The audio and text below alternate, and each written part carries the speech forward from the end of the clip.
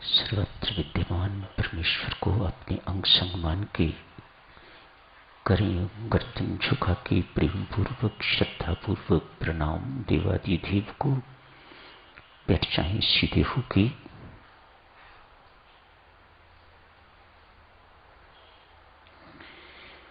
करें आंख बंद। सब आंख बंद करें जी।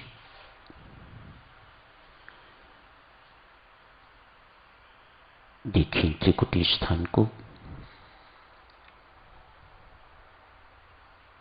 रीढ़ की हड्डी बिल्कुल सीधी रखें। थोड़ी समय के लिए हिलना जुलना नहीं। शांत मना बैठिए।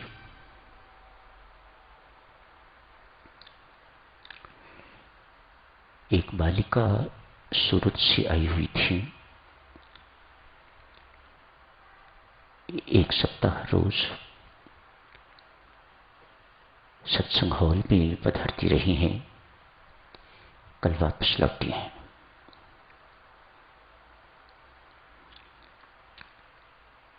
संभवतः इस वक्त सूरत पहुंच गई होगी गाड़ी। जब सूरत में गया था तो मिली थी। युवावस्था में प्रवेश करी हुई ये बालिका पूजा विकलांग है, हैंडीकैप्ड है। सबसे आगे ही बैठती थी रोज। आपने देखा होगा, कुछ ने तो जरूर देखा होगा उसे। 15-16 साल की बच्ची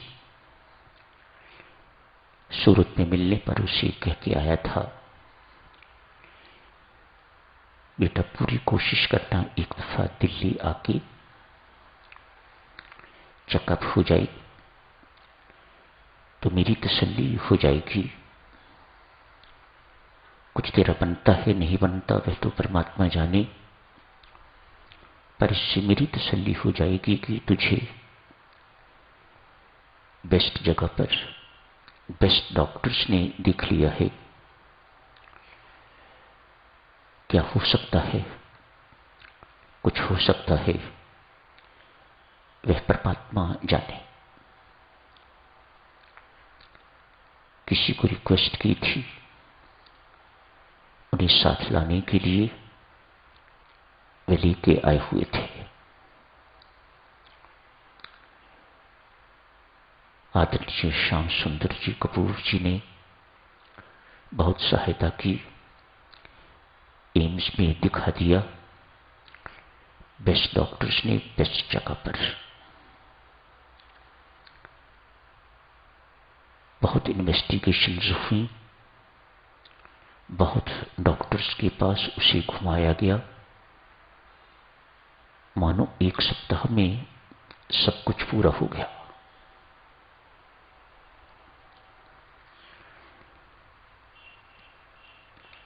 आशा कहीं से भी दिखाई न थी।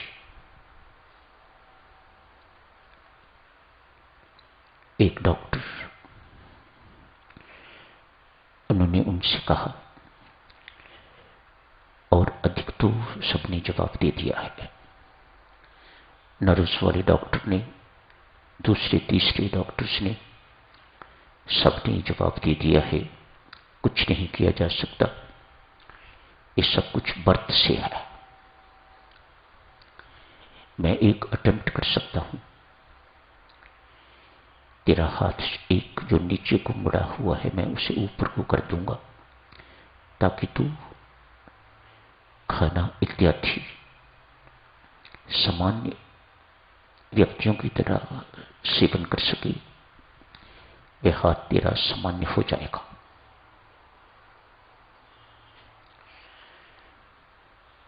मुझ नादान को इन बातों का बोध नहीं।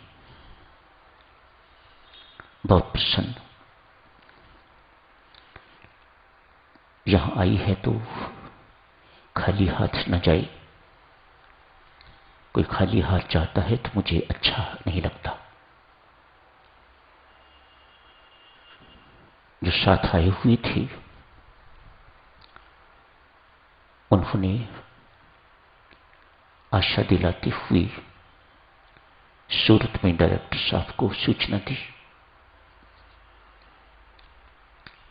सर्जरी की तैयारी है। उनकी तत्काल ईमेल आई,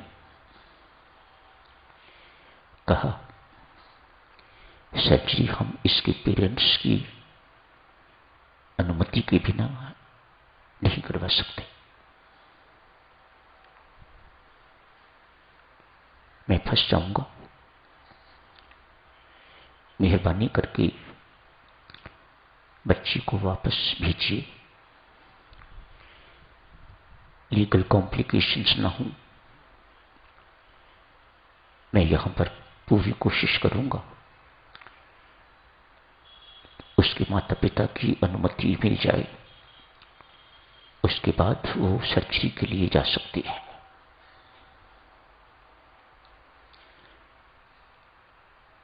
ये तो आम बात हुई, जो गंभीर बात है साधुजनों वे इसके आगे की है। उन डायरेक्टर साहब ने लिखा था, यहां पर छुट्टियां हो गई हैं, सब बच्चे बड़े अपने अपने घरों में चले गए हैं, एक पूजा को छोड़ के। पूजा के माता पिता पता करने तक भी नहीं आए कि पूजा कहां है। सूचना तो उनको भी है कि छुट्टियां हो गई हैं, उनका कर्तव्य बनता है वे आए और अपनी बच्ची को ले जाएं। पेरेंट्स आते हैं, वह बच्चों को ले जाते हैं साथ। पूजा के फादर सौतेले बाप है।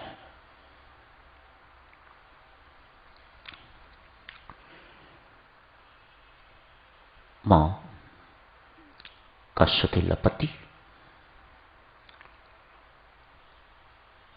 क्रूर है।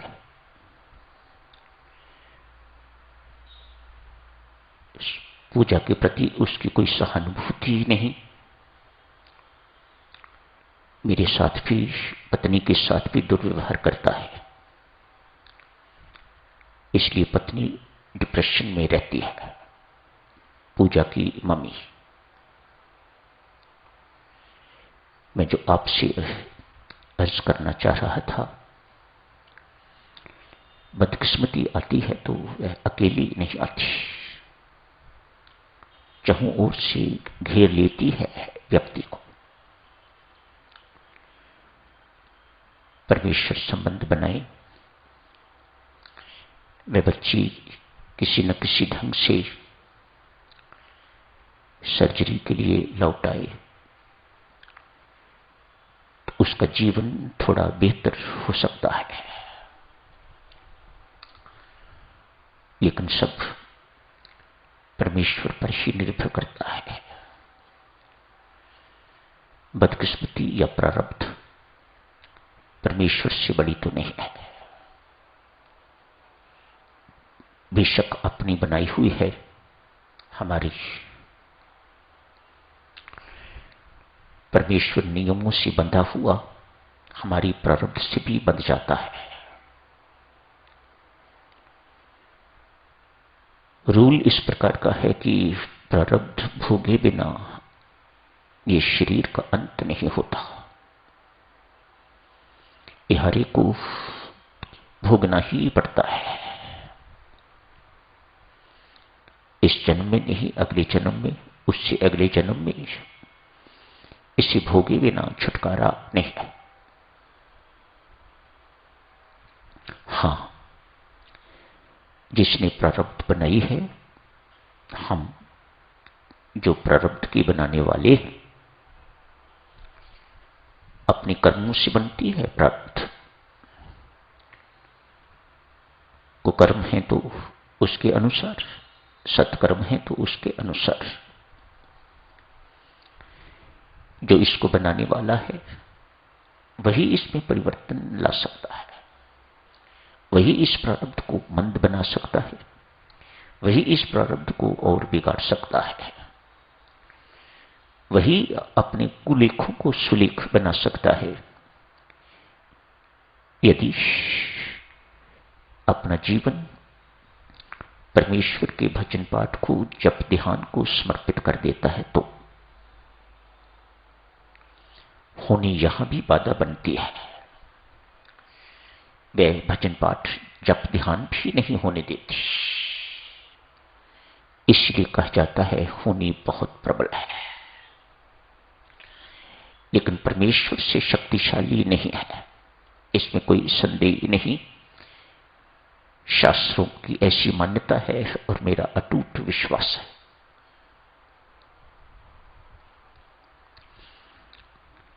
सभी साधकों को बच्ची के लिए प्रार्थना करनी चाहिए। परमेश्वर से गिड़गिड़ा के, परमेश्वर तेरे दरबार में 1 सप्ताह वह बच्ची रह के गई है, खाली हाथ ना लौटे। उसकी झोली में अपना प्यार जरूर डालना, उस बच्ची पर कृपा करना। निस्सहाय है, माता पिता सगे कहूं सुतीले कहूं उनका भी सहारा नहीं है, पर तू तो सगा है। माता पिता बेशक सुतीले हों, लेकिन तू तो सगा है। तेरे तक ही हमारी फरियाद है परमात्मा, उस बच्ची पर कृपा करना, उस बच्ची पर कृपा करना। हे राम जी, उस बच्ची पर दया करके तो कृपा करना, कृपा करना उस बच्ची पर। बहुत अच्छी बच्ची थी,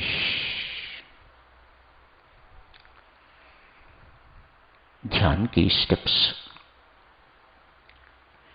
परमेश्वर को अपने अंग संग मान के झुक के प्रणाम करना, बहुत झुक के प्रणाम करना, सीधे होके बैठ जाना, पीठ सीधी, गर्दन बिल्कुल परमात्मा के आमने सामने, आंख बंद करके त्रिकुटी स्थान को देखते हुए मन ही मन राम राम राम राम उच्चारण करना। इसे परमात्मा का ध्यान कहा जाता है, मेडिटेशन। आप यही करते हैं, हम सब यही करते हैं। राम नाम का उच्चारण मन से जप कहिए, उच्चारण कहिए, किसी शब्द का, किसी मंत्र का बार बार उच्चारण करना जप कहता है। क्या होता है इससे? महर्षि रमन समझाते हैं, कहते हैं इससे एकाग्रता बढ़ती है, इससे एकाग्रता बनती है। वह शब्द साधारण हो, लेकिन यदि परमात्मा का नाम है, गुरु महाराज द्वारा दिया हुआ मंत्र है, तो इस मंत्र के बार बार से उच्चारण से एकाग्रता तो मिलती ही मिलती है, साथ ही चित्त की शुद्धि भी होती है। किए हुए पापों, पाप संस्कारों का विनाश भी होता है। ये बहुत महत्वपूर्ण बात है। हम इसीलिए राम नाम के उपासक, राम मंत्र के उपासक राम राम राम राम का उच्चारण करते हैं। रमन महर्षि समझाते हैं, उच्च स्वर से उच्चारण करना भी जप, लेकिन सबसे नीचे वाली सीढ़ी, ऐसा जप जिसके उच्चारण से और सुने वह सबसे निम्नतम श्रेणी का जप। ऊपरली सीढ़ी, इससे ऊपर वाली सीढ़ी जब तो हो, लेकिन बाहर किसी को सुनाई ना दे, केवल आपको सुनाई दे, तो ये उससे आगे वाली सीढ़ी है। जो जब मन से होता है वह उच्चतम सीढ़ी है। रमन महर्षि इसे जप ध्यान कहते हैं। बहुत सुंदर शब्द। न होंठ हिल रहे हैं, न जीवा हिल रही है, भीतर ही भीतर राम राम गूंज रहा है।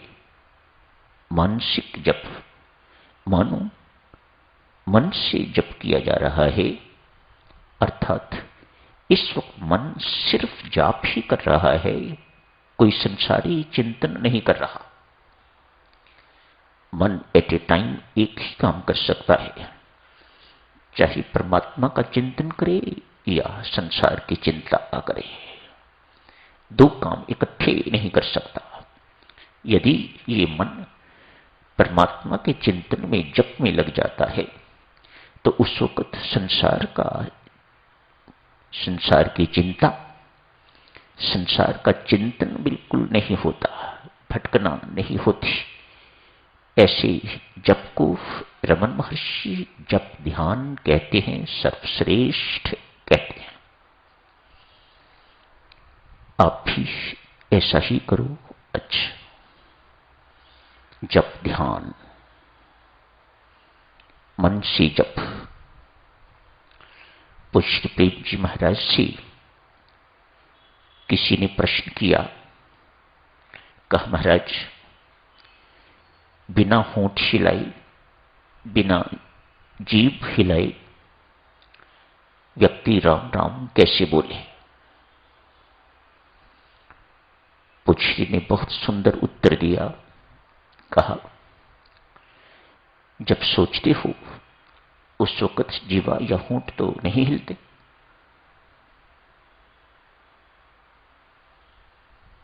कितना सुंदर उत्तर। ठीक इसी प्रकार से किया हुआ जप ध्यान कहता है, मानसिक जप कहता है, जो महर्षि रमन के अनुसार ही नहीं, अन्य संतों महात्माओं के अनुसार भी, शास्त्रों के अनुसार भी सर्वश्रेष्ठ जप कहा जाता है। राम